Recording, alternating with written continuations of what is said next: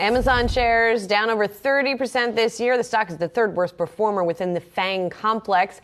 But is the sell-off starting to look overdone? One analyst on Wall Street says yes. That bullish note is where we find Brian Sozzi's take today. Soz? Yeah, refusing my take with friend of the show, Brent Thill over at Jefferies. I liked his note, really going in depth on the valuation on Amazon and why the stock might be oversold. Let's toss up a couple of his reasons here. First and foremost, like I just mentioned, valuation on that core retail business is too cheap in Phil's estimation. Now, Brent has come out before a couple months ago saying that the market is valuing their retail business, Amazon's that is, at zero, which is just shocking to hear given their domination in the retail space. But nonetheless, something to keep in mind here. Next up, Amazon Web Services is a nice thing to have in a recession. Brent is making the case here that Amazon's business is very diversified, and even in a recession, it's hard to believe that companies would be cutting back on Amazon Web Services because it is, in many respects, the backbone on how they operate their businesses. And then lastly here, according to Brent, margins can improve a lot next year as Amazon continues to cut billions in dollars of expenses. They are slowing down how much capacity they're adding to their various shipping areas or parts of their business, so those costs can come down.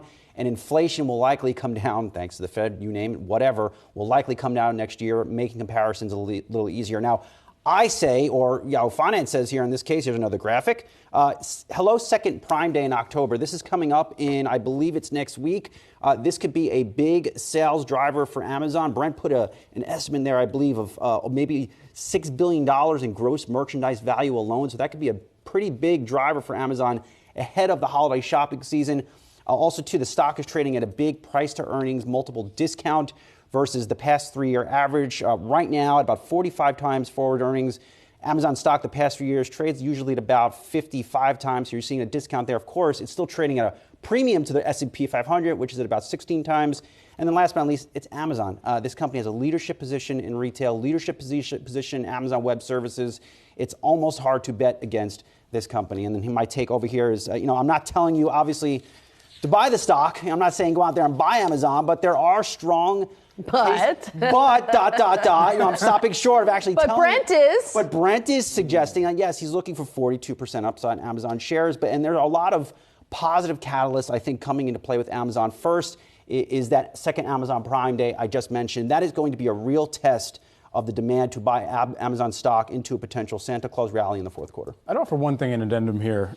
In the advertising division, which is one of the fastest growing lines of business within Amazon as well over the past 3 years, there is a conversion rate that Amazon provides to advertisers and marketers that is tough to come by on some of the even social media platforms that are allowing even more of the e-commerce shoppability element. And so if you do have a time where there is this pullback of some of the marketing spends or marketing dollars, there's still going to be advertisers that go and look for the best value play, the highest conversion and click-through rate that actually goes into a purchase decision. And for Amazon, they've got that. Apple, they're building out a stronger advertising business. And even, a Netflix that's building out an ad tier, it's going to be tougher to go up against an Amazon or an Apple that already has an install base, that already has an ease of shopping that is directly correlated to any campaign that could be run. I would also argue that Amazon over the last few years has really built up its necessities business, right? Initially, Amazon was a discretionary business. You bought books on there, then you bought gadgets on there, etc. Now many people buy groceries on there, they buy toilet paper on there, energy drinks. So, yeah, right, and for many of those items, they sell it at a competitive price. So if you're looking at it comparable to the sort of largely bricks and mortar retail stock of, say, a Walmart or Target, a Dollar General, et cetera, during a time of economic downturn, is Amazon also seen as a place where people are going to still be buying their basics at a reasonable price? Are they going to remain competitive in those areas? I think that'll be really interesting to see. We know you're not an Amazon guy. What's the last thing you bought on Amazon? I'm just curious because I was thinking about myself. Caffeinated seltzer, and then I needed new valve stem covers for my car, for the tires. Yeah, I left one I put there in the tire, I left it on the floor mistakenly. But look, a quick plug for myself. I have a full story on Brent's note on the Yahoo Finance homepage. I bought sponges for the sink. Solid. And wet dog food. The ones with the soap in it, the sponges with the soap in it? No, I don't like the sponge don't with like the soap in sponge it. soap in it. No, Just no, curious. just like Scotch-Brite. I'm just doing a little reporting. I'm trying to get these things out of you, Julie. So in my case, I buy basics, so maybe I'm projecting. But it sounds like in your case, the soap too. one's good. They have like the wands at Target. They're really cool. Yeah, like, I've seen those, but no, I've never been a fan of those. All right. I like a little elbow grease. Fair enough. Like, whatever. Okay. Tweet us the last thing you bought on Amazon, folks, at Yahoo Finance. Yes, You can, do. don't. But anyway.